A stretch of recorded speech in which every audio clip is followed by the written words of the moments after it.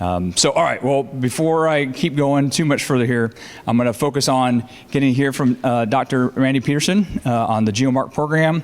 And then what we have tonight is we have at the far end, Derek Twente, Logan Pelo, and Charlie Brown, our three panelists. So thank you all for being willing to come tonight and share your experiences, whether it be the academics and then the experience out there in the industry. And with that, I'm going to pull up your slides and turn it over to you, Randy. Okay. I don't use this. Oh, you got to use it. You got to use it. I have to use it? You have to Why? Use it. Yep, you have to use it, otherwise we can't hear you on the camera. Okay.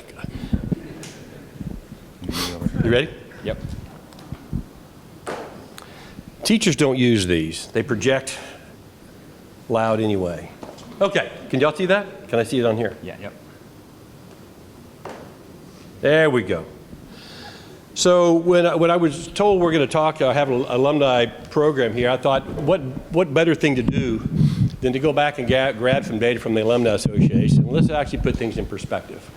Let me back up a bit. I've been at SIUE. I'll be starting my 30th year this fall. I know it's tough. Like I started when I was 45, right? But my 30th year this fall, and before that, I worked in private industry for 2 years, and before that, I worked for NASA for 6 years. And everything I've done has been with geospatial technology. Satellite remote sensing. We built our own first airborne imaging system back in the late 80s, early 90s. I've been doing this for a long time, and things have changed considerably.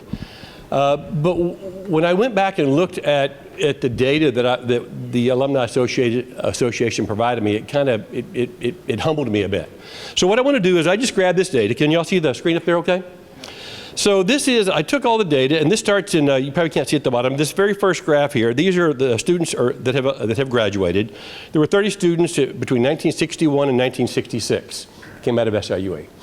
And then you see a kind of a growth in these students, and all of a sudden between 1971 and 1977, we have about 260 students coming through the geography program. Wow, wonder why?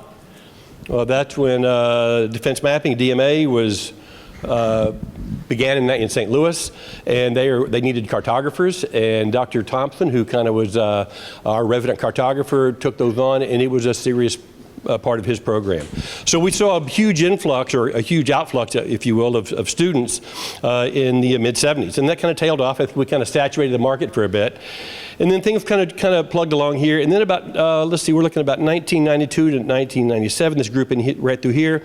We have GIS remote sensing software is really coming of age.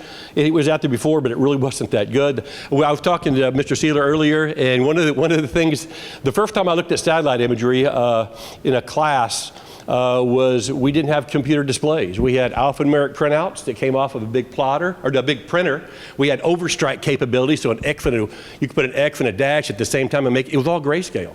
We looked at Landsat MSS multispectral scanner back in the late 70s, early 80s, and that's all we had.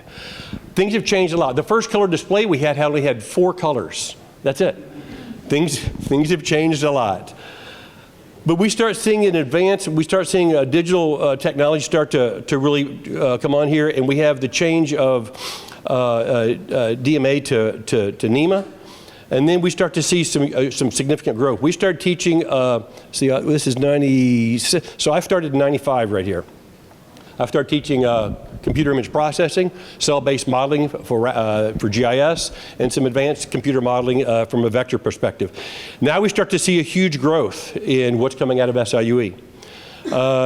Here we have NEMA, a renamed National Geospatial Intelligence Agency. We're looking here in the early between 2000, I'm not sure, 2004, 2005 time frame. Now it really kicks off. The point is, if you look at the curve I've got here, SIUE Geography graduated over 1,300 students, most with high levels of geospatial skills that fed the St. Louis area workforce. When you look at what happened here, we're right here in this 5-year period, we put out 265 students into the work. This is just geography. This is not engineering. It came from all walks of life within our university, but this is coming from geography. So let's step on. So I thought, well, what better way to really represent this? I took every one of those people, I made a spreadsheet, and I put it into a graph, 1961 to 1980s in green, 1981 to 2000 is in yellow, and then, get rid of this over here. 2001 to 2023, 1,094 between 2001 and 2023. Those are the students. And if I zoom in, I can see every student on here, and I can see their undergraduate and graduate degrees in this. This shows you, in a different way, the amount of students we're popping out in about a 20, 21 year time frame. That's huge. So SIUE has been, in large part, we have been a large part of that workforce here in St. Louis. Not just for NGA, but for engineering firms, for environmental firms, for just so many different disciplines. These are those students that are mapped. We've mapped these students, or I mapped these students, just geocoded every one of these guys, and you can see where the cluster is. They're all over the US, but this is the cluster. So we are actually going to SIUE, and we are residing in the same area and working in this area. So I've been singing this song for a long time that SIUE has been the workforce, the backbone of the workforce of geospatial in the St. Louis area for a long time, and I think that's still true today. So this will zoom into the MSA. So here within the MSA, you can see that a lot of us live on the east side of the river, but you know that the industry's not that strong over here. We're working on the west side of the river.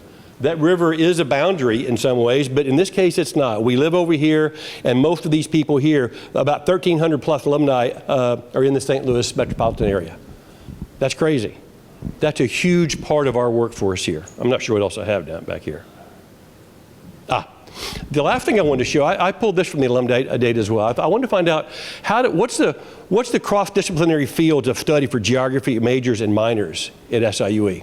So this came out of the alumni data. I said, and we started looking at this. We have geography majors or minors, but computer science, electrical engineering, political science, biological science, environmental studies. I mean, it goes on and on. And this was not even all of them. Geography is one of those things that actually lends itself to connecting to other disciplines so well, so well. It's space and time and whatever. And the other thing that's cool, I believe in geospatial technologies, but you need to have some subject area knowledge. You have to have subject matter experts, right? SMEs from NGA people. And that's one of the things that the rest of the university gives our people in geography. It gives them things to focus on and to study beyond just geography. So when I look at this, again, these are just some simple graphs, not that sophisticated, but it does give you a really good sense that, in fact, SIUE has played a significant role in the workforce development on this side of the river. Thoughts, questions, comments, concerns? Round of applause. Data challenges? All right, stay here in case there's a quick question, then we're going to get to the panel. Any specific questions about the program that was shared so far? No? Okay. You're sticking around, right? Okay. All right, well, to kind of kick it off, what we're going to do is kind of a 3-round deal here. We're going to do just a little bit of an intro, so you get to know each panelist, about your background, where you grew up, right? And that was the first round. Second round, we're going to talk about your education. You know, where'd you focus in on? What was a special project, right? And then the last part is, what are you doing now? What are you doing with that, right? Staying in, pursuing further education, out in industry, and just a little highlights there, right? So, and again, be thinking of those questions. And then as we wrap up, it doesn't have to end, right? We're going to have informal interaction. So if you got 5 questions, maybe ask 1, and then we'll, talk to the panelists afterwards. So in that spirit, I'll kick it off. So I'll just share my background. Grew up about 4 hours north of here, so not directly in the MSA there, but knew the river, knew the water, and served, grew up in Iowa, served a lot in the military in the U.S. Army here in Missouri. So I say I have dual citizenship, both Iowa and Missouri, right? And after 27 years wearing the uniform, finishing time with the Army Corps of Engineers, wanted to stay in this area and continue to serve. And so it's really my honor to be here, part of this ecosystem here in the area. And so that's a little bit of background, a lot more to it, but I'm going to pass the mic and just give a little background about yourself. Yeah, hi, my name is Logan Pilo. I am an SIUE alum, of course. I'm also currently an SIUE student pursuing my master's degree. I have a background as an urban planner. I graduated during COVID and entered the workforce pretty recently, but I've I'm kind of a second generation geography student at SIUE. My dad came through SIUE as a geography major 2.5 years before me. So I was so close to being a first generation college student, and he just beat me in the nick of time. He was a steel mill worker for 22.5 years at Granite City Steel across the river, and didn't know what he was wanting to do after the big round of layoffs, and went back to school for geography, specialized in GIS. He got an award from NGA, and I went to that award ceremony, saw all of the cool stuff my dad was doing that I had no idea about. I was a music education major, which I loved, but the second I saw the blend of craftsmanship, the map making, the visualization, I think it just ticked all the boxes for me, and I very quickly jumped ship and joined the geography and GIS world. So, and like I said, since then I've been doing some urban planning. I was with the city of Collinsville for a few years as a planner and a project manager. Now I'm a consultant with Esri, focusing a lot on state and local government accounts. Awesome. Well, I'm Charlie Brown. Kind of hard name to forget, but I'm currently employed at GeoMark. I graduated from SIUE last year in May of 2023 with my bachelor's in geography.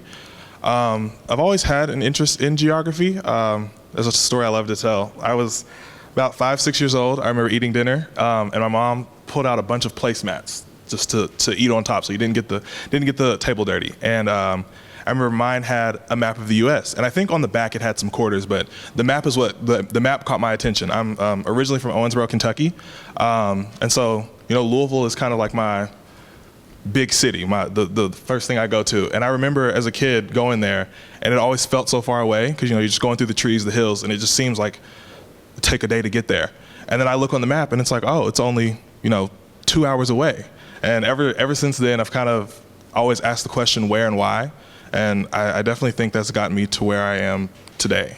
So yeah. All right, my name is Derek 20, Chief Operating Officer for TWM. It's been a few years since I graduated, so took a little bit of a different approach. I actually got my degree in civil engineering, and my first project was on a land surveying crew, and got into land surveying, and it kind of just sparked from there. I was interested in all the different technology.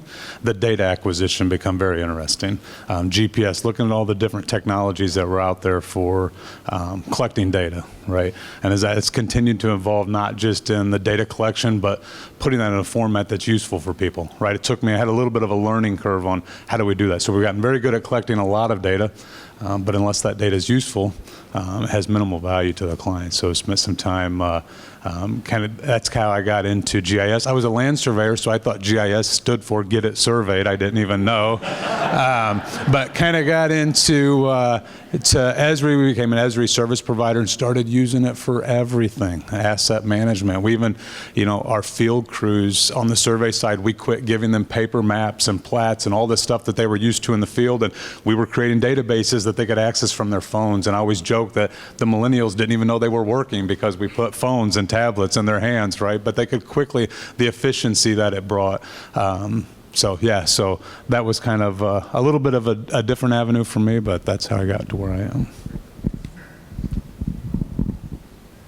All right, well, thank you all. It's a good start, right? So we're going to focus now on the education, whether it's your bachelor's, your master's, and maybe some key things that you focused on then, that then paid off later on, or something that maybe you wish you would have focused on so that Dr. Randy Peterson continued to build the program, right? And I'll add to that. So I was a civil engineer as well. Thought I was going to do a lot of construction in the Army. Ended up doing a lot of destruction with explosives, right? So sometimes you get to do things that you didn't expect to do. But I had a realization that knowing the terrain and being in training and then deployed around the world, we were usually away a team in the military. You get to see the maps, and then you get to walk and fight and operate on that that terrain, right? So I realized how important it was. And so when I had a chance to go back for a master's with the British Army, being in England, it was a no-brainer. I wanted to learn more. And while there, I focused on remote sensing. And there was a little company called Digital Globe that was providing a lot of imagery for NEMA, NGA, that I really dug into the enhanced capability of spectral resolution and multispectral imagery. So I was so new to it, but I was learning a lot. And I love the acronym of GIS, right? You know, you all know what the real meaning is, but it really kind of helped me to know I want to stay in this field. And so throughout my career, I tried to stick with it because that education was so important to me, and I had the opportunity for that. And so, again, any highlights from your education at the bachelor's or master's level that you want to bring out for the group here?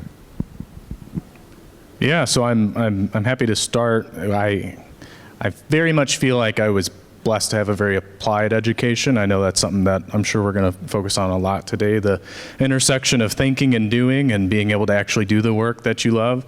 I was very blessed, and I know that you were as well. Charlie, we were both GeoPass scholars. It's a National Science Foundation scholarship in our undergraduate, and then I've supported it since I was a master's student as well.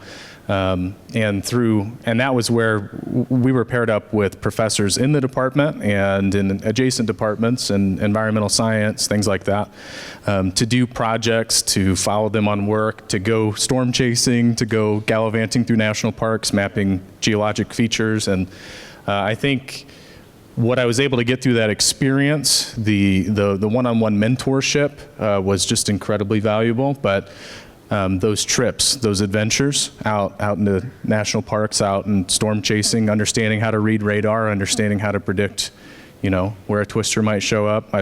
Side note, twisters, you guys have heard about this sequel coming out, Twisters? Absolutely insane. Yeah, can't believe that's a movie that needs a sequel, but we'll take it. Anyway, I feel like those field experiences, whenever I'm able to talk about them, whenever I'm able to just talk about the experience I got, like I said, following storm chasing or mapping geologic features or learning about national parks through going to national parks, those are some of those cherished memories that I feel like I get to take into the workplace. I think they're easy icebreakers or easy things that people can latch onto when they're curious about your technical skills. I know in my bachelor's, I was doing a lot of work on environmental interactions with urban places. I think that's really what kicked me off into the urban planning space. And I was very much able to find a faculty mentor at SIUE who was also interested in those interactions between urban spaces and environment. So, I was able to do land cover analysis. I was able to understand how land cover might affect agricultural crops within the St. Louis area. There was opportunities to do a lot of applied projects because a lot of the professors at SIUE had active projects that they were willing to throw me on and were very receptive to me coming up with my own kind of research ideas and things like that. Yeah.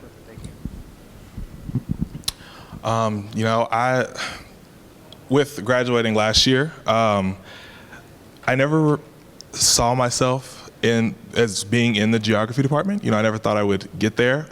With having such an interest in geography, I never really thought about, there's an entire group of people, an entire segment of employment that's tailored to my interests.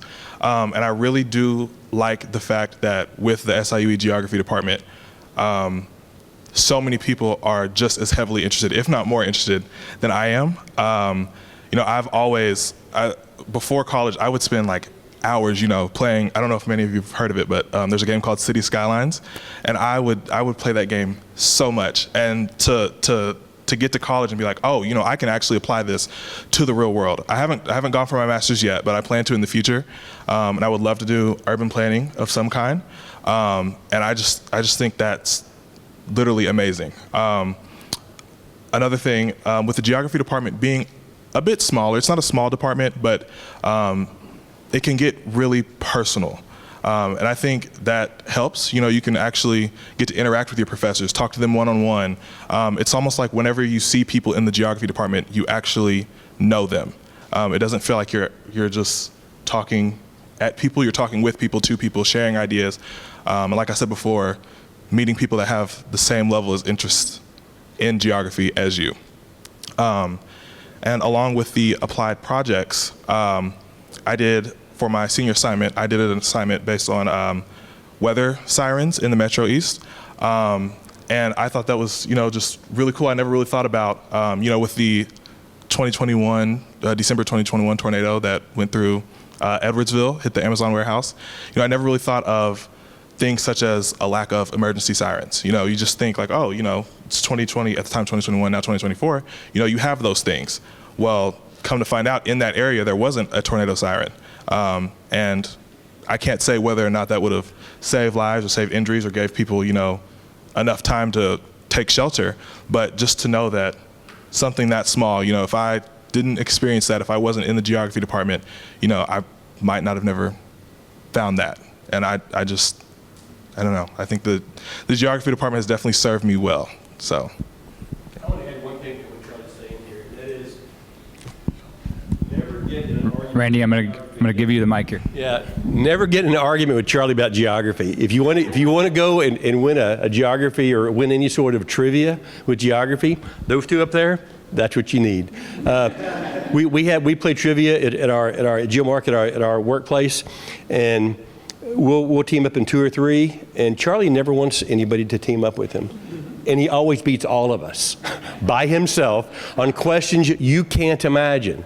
So the fact that he thinks anybody knows more than him is insane. That's all I'll say. I love it. That's great. All right, so I know it's been a while for both of us, but reach back to those key lessons. Perfect. I thought you were going to have to remind me what the question was. Yeah. So I grew up in the Edwardsville area. SIUE was just always the school that I had planned on going to. So I probably for a while didn't even appreciate the education that I was getting because I grew up in the area and that's just the college I was going to go to. The day I graduated college, my grandmother asked me, do I feel like an engineer now? And I said no. And my answer to her is the same answer I would say today. She said, well, what did they teach you? And I said, they taught me how to be a problem solver. And that's the way I still feel today. When I left, I felt like I was a problem solver. They taught me how to analyze a problem and solve a problem. That's what I've been able to take with me through the different techniques that we use. Innovation is not just buying the latest equipment, right? It's finding a way to apply that and solve problems. And that's what we do for our clients. Our clients have problems and we're looking for ways to solve those utilizing the various technologies. So for me, that was probably the biggest takeaway from my education was just I felt like I got a bachelor's degree in civil engineering. I felt like I was a problem solver when I left them. My wife would argue that sometimes, but that's the answer I'll stick with. All right, great. Well, all right, so now we're going to take the final round and then be ready for any questions that folks might have and just talk about how you've applied that education, right? And so for me, I'll just kind of talk to them about the last part of my career, having the opportunity to be here in St. Louis with the U.S. Army Corps of Engineers, the St. Louis district. And it wasn't anything I was doing, but knowing that we had a great geospatial branch, good to see you, Matt, and team that were being leveraged by the rest of the district to understand the river, to understand the effects of flooding and try to reduce that risk to flooding, to try to improve on understanding and creating a better balance between the navigation and the environmental concerns along our nation's waterways. And so just everything in culmination being responsible for a big team of folks that were taking care of this region. And what I'll highlight there is that we had a lot of great Rolla grads, right? There's other Missouri schools here, Missouri S&T, but over time we were getting more and more SIUE grads. And so I learned to talk to and appreciate whether it be from geography or from engineering or all the disciplines. So again, just great to see Southern Illinois University at Edwardsville be such a strong part of not just a lot of different industries, NGA, Corps of Engineers, but a lot of companies that are supporting both those organizations. And so I was proud to have a great team from both sides of the river tackling these tough problems like you mentioned. So, but anything that you've been facing after graduating and that you've been tackling that you want to highlight in the application of that education? Yeah, I was lucky. I kind of zeroed in on what I was really interested in really early on in my bachelor's. I was really interested in those human-environmental interactions. And I was really able to build up a number of skills through my education that hydrologic modeling is one of those, to understand not only land and sediment loss and erosion, but also flow of pollutants in and out of areas. Having that background, not just in hydrologic modeling, but also land cover analysis, I was pretty remote sensing heavy.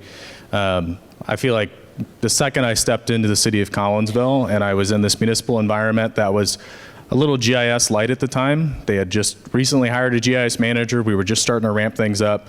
I really felt like I was able to make a huge impact. There was so many ideas floating around in that organization that had no conduit to actually reach citizens and reach professionals working in other departments. One example of those is, a solar map. So taking LiDAR, deriving, high resolution 3D surfaces from that, and then analyzing for our constituents within the city of Collinsville the potential of solar panels on different surfaces of their home or in their yard, right? That was something that we absolutely would have had to outsource before me and some other GIS professionals came on. And I feel like SIUE prepared me to just take on that problem. And I was familiar with the data sets. I was willing to ask the question. I had the confidence to go in there and just say, hey, I'm just going to start playing around in ArcPro, or I'm going to just, I'm just going to start playing around with, I'm going to download all this data from USGS, Earth Explorer, and I'm just going to start messing around. I know where the data's at. I'm going to go find it. And I do think that that's just one example. I mean, there was a number of awesome projects I got to work on whenever I was at the city of Collinsville, and now that I'm here at Esri. But I think the biggest impact that SIUE gave me was just a confidence. I was able to speak the language, and people saw that I had that confidence, and they were like, yeah, go for it. Go for it. We'll dedicate some resources to that. It seems like you know what you're doing, and I really did feel like that. Yeah. So since I graduated, my senior year of college, I started working at GeoMark with Randy. I was georeferencing coal mine maps and mine subsidence in Southern Illinois, and I was also doing some land surveying of subsidence. Once I graduated, I started doing helping develop geospatial education curriculum, and then beginning of this year, I started doing some contract work with NGA, working on some of those maps, and the amount of things I've worked on in the past year alone, it's just shocking to look back. Like even a year ago today, it's like I'm not gonna say I didn't see myself here, but like just the amount of things that can change in a year based off of the people you know, the events you go to, the things you work on. It's amazing how far you can go with that in such a short amount of time. I've worked with different applications. I remember telling Randy, starting with the NGA contracting, I remember looking at it and it was really intimidating, like really, really intimidating. I remember going home thinking about it, it's like, how can I do this? Like this seems like so much bigger than me, and it's been about a month and I feel like I could do this, just blind in the back of my mind, just work on it. I remember with the geospatial education, talking in front of 10, 20, 30 people like I'm doing now. Before it's like, I didn't think I could do that, and now here I am doing it, with ease and things like that. And it's just amazing how far SIUE and GeoMark have, taken me. With the land surveying and mine subsidence, that's an entirely, I'm from Western Kentucky, so, we have some coal mining going on, but you don't really hear about mine subsidence as much. And coming here, it's like I found an entirely new thing that I have such an interest in. Like, it's an issue, but it's an issue that needs attention, needs to be worked on, solved. And, I wouldn't have been able to do it without SIUE, Geography Department, GeoMark, and the things I've learned within the department, the various applications I've used. Like I said before, how intimidating that was, and now it's just like, wow. And there's so much more out there. And I know I'm gonna look at it at first and be a little intimidated, but knowing that I've gotten through all of it before, I know I'll be able to get through all of it in the future, so. So I touched on a little bit, problem solving. I think that and forward thinking, the education I got from SIUE, started looking at, started to realize that, at some point data is going to be the new gold, and that's where we're at, right? Everybody wants data. We have data accessible to us at an incredible rate, and everybody wants more, and they want it faster. So I focused on implementing different technologies, laser scanning, mobile LiDAR, mobile mapping, wearables, aerial LiDAR, aerial mapping. We're collecting tons of data, right? We even leverage this to some point to even address capacity issues, right? There's a shortage of workers out there, and being able to capture this data quickly using technology, we can alleviate some of those pains and even kind of set us apart from our competitors. But I quickly realized that the problem is you capture all this data, what do you do with it, right? We had a project recently in the last couple of years where we had like 180 gigs of data, right? And we needed to share this with a client, and working through a GIS software and bringing all that data together where they could, navigate through that 180 gigs of data, and they could analyze that data. They could get real information out of that. They could cut cross sections, they could pull data, they could do an analysis, and that's huge, right? And even looking forward into AI and machine learning, right? And starting to use some of that software to extract some of that data for us is kind of where I see the future going. So just a couple ways that we've been able to apply.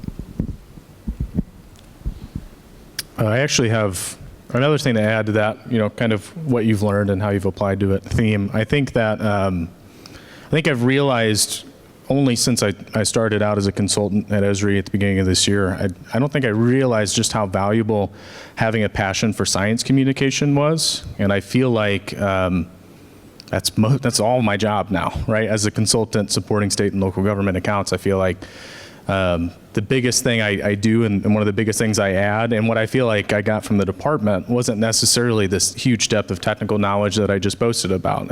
It's the fact that I was able to put that in a package that anybody can consume at any time, right? And it's not just analyzing the data to make it more consumable. It's understanding, having a depth of understanding and a passion for communicating that. And I feel like that has served me better than any technical skill that I got from SIUE. And I feel like I was very blessed that the SIUE professors I interacted with very much were not only passionate science communicators, but they were passionate about teaching you how to be a good science communicator. Great. All right.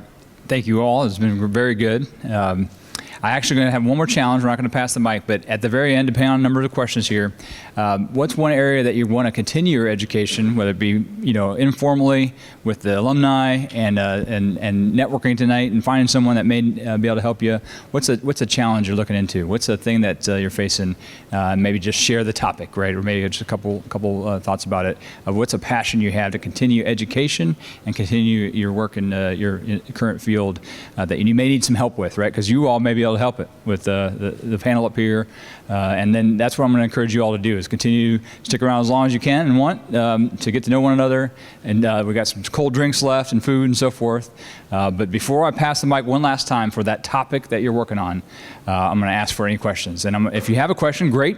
I'm just going to ask you to come around and come up front. I'm going to hand the mic to you. And then if we get someone else want to come back around, just come around front just for an easy passing of the mic. All right. So who's going to be first? Come up to the batter's box here and have a good question for our panel. It also forces you to kind of get up, move around a little bit, and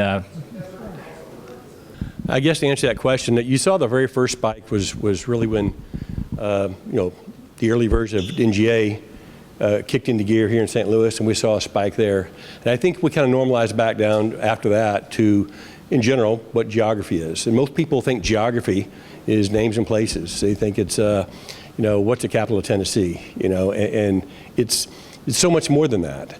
But I think the second big spike really was the digital revolution.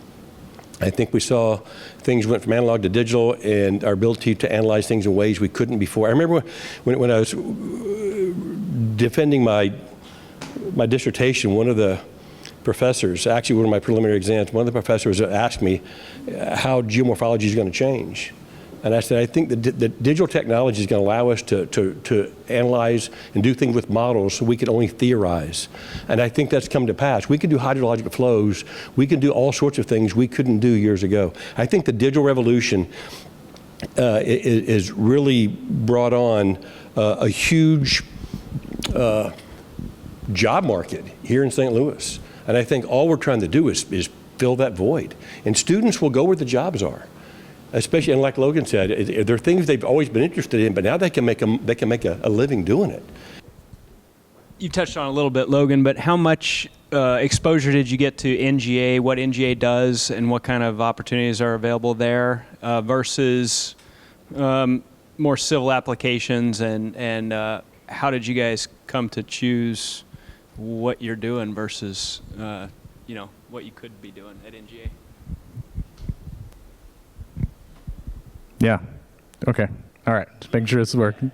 Yeah. So like I said, I had an interesting relationship with NGA. Not necessarily, I should call it a relationship. My dad went into NGA after graduating, just a couple years before I did.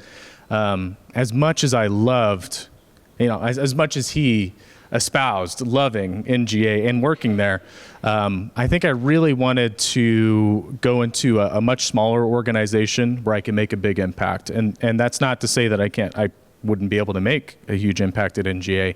I think larger organizations like me joining Esri now, a much larger organization, I think for my career path, I wanted to have that intimate subject matter expertise before kind of potentially being picked up into a larger organization, because I feel like it gave me a little bit of an edge and is a great conversation starter and a great kind of niche background before going to a large organization. So that was kind of part of my logic for wanting to go into state and local government in a real direct way after graduation. Did you think about NGA when you? Well, because you're Like I said before, I just got to own up to it. I was really intimidated at first by NGA. It just seemed like from a. I remember I first was exposed to the idea of NGA my freshman year, and like I said before, it just it seemed so much bigger than me. But I definitely think working with NGA maps has, on a personal scale, taught me just more attention to detail in everything. So much detail, I'm very main idea, what's the big problem, what needs to be fixed, but you can only build up with the details. You can't get the main idea without it. And I definitely think working with NGA on that has just broadened that aspect of my life in general, just the attention to detail. So. Yeah, I don't think NGA had the presence when I graduated a few years ago. So, and I'm a different field. Well, I like your question because I think whether it be the federal government, state government, or local municipalities, I think some folks will get into a track and stay there their entire career. What I also enjoy is those agencies on the government side have industry partners, right, that work together, right? So contract employees or missions and contracts that get let by industry to deliver and partner with the NGA or other agencies to get the mission done. And then you have some folks that move in and out, right? Go into government for a while, bring their experience, and then pop back out to industry. Maybe move into academia and teach, right? So I really think that I want to emphasize, and I will ask for one last question, but emphasize that's why we wanted to talk about tonight, is the great program, but also then the great results and the impact. And I encourage you all, right, to continue your further education. You came here tonight to learn and listen, and then what is that challenge? What is that thing that you're going to dig into, work with someone else to learn more? And so mine is this thing called AI, right? Not just AI, but Geo AI. Right? If you try to use ChatGPT or Gemini or Copilot, all the different AI, right? With the geospatial data and challenges, you may not get the result you need. We have a team here with Riverside and Heavy AI that helped me and others to learn more about this idea that you need to have a large language model that's going to have the ability to pull in large data and have the processing capability to interrogate that geospatial data that you can't do with the more traditional AI. So there's going to be a lot of work that's needed. There's a panel being held at SIUE tomorrow on this topic, GeoAI. I'm not going to be the expert, but we're going to have a great conversation with other panelists about that topic. And so all part of Tech Week this week in St. Louis. We hosted some great events here at T-Rex. SIUE and other partners are hosting events all week. And so if you haven't heard about Tech Week, there's still a couple days left to get involved here in the region. So that's mine. I maybe stole your idea, right? Is there something else that I'm going to pass the mic one last time? Is there a topic that you may want to learn from someone else tonight and partner with moving out from here? Anything on your mind that you want to share as a challenge? Yeah, I think my own personal challenge to myself is to add more colors to my Venn diagram. I think that, I feel very good in this space of GIS, state and local government planning. I'm very interested over the next couple of years, now that I feel pretty firmly established in the GIS space, to finding what the next color to my Venn diagram is. So I mean, I feel like GIS intersects every industry in really interesting ways, and so I'm just trying to figure out what the next one I'm going to explore is. As a challenge I have, I want to say with the future is being able to better explain. I feel like with people who aren't into geography and GIS, it can be a bit hard to express that to people, because there are people who I've met that have an interest in it, but it's a bit hard to talk about in a general sense without going into the specifics and things like that. So not so much for me, but I guess for other people, how to express what we do with geography, what we can do, how much we do, and even where we do it. I think that's a challenge I've come across in my year of being out of college. So I live with 4 teenagers, so I need help in a lot of different areas, right? A lot of different areas. I'd say for me, it's probably more on the AI. That's painting with a pretty broad brush, and it's a challenge. Our firm goes to all these technology conferences, and it's a challenge between staying on the leading edge and the bleeding edge, right? All the new technology, all the new softwares, that's constantly a challenge, is to kind of dissect through those and determine because at some point too, it's about making money, right? Like it's got to be beneficial to the clients. And so I'd say for me, it's probably more on that AI and how it affects us and how we could leverage that to solve problems, increase productivity, increase efficiencies. All right, well, now you have some ideas. If you are interested in talking to our panelists more afterwards on those topics or any others, please stick around. The more you can eat the food and drink the drinks, we don't have to, bring it upstairs. So just stick around as long as you feel comfortable. The last thing I'll wrap up with is, again, every month we try to have, not only this evening, the Geosaurus Unleashed, on the second Thursday of most months, we have a Agritech Thursday, in which we have one of our entrepreneurs here that helps to partner with not only folks in the building, but folks across the city at Danforth Plant Science Center and other partners to host events here at T-Rex, as well as working with others in the Downtown North Innovation District, right? I see partners from the Globe and the Post and others that are all part of this community here. And then lastly, I'll highlight, geospatial information, but also extending it into extended reality. We have a great learning lab right next here. We have sponsors like Maxar and Deloitte that are helping us to say, okay, we've got a challenge to manage all this data and do the analysis with our GIS and traditional systems, but how do we leverage that into augmented and virtual reality? And so if you want to stick around, I'm going to turn on the lights, and you can come check out some of the equipment we have in our XR Learning Lab. And future events, we may cover a little more in detail on that. My only request is don't bring any drinks and food inside, and you got to sign in. But thank you all for taking time out of your busy weeks and busy schedules to spend some time. Thank you to SIUE, the Alumni Association, Dr. Randy Peterson. What an amazing impact you've had, and we look forward to see that continue in the future. And then lastly, thank you to our panelists. All three of you did a tremendous job explaining education and how you're applying it and challenging and solving those problems that we face for the future. So thank you all. One more round of applause, please.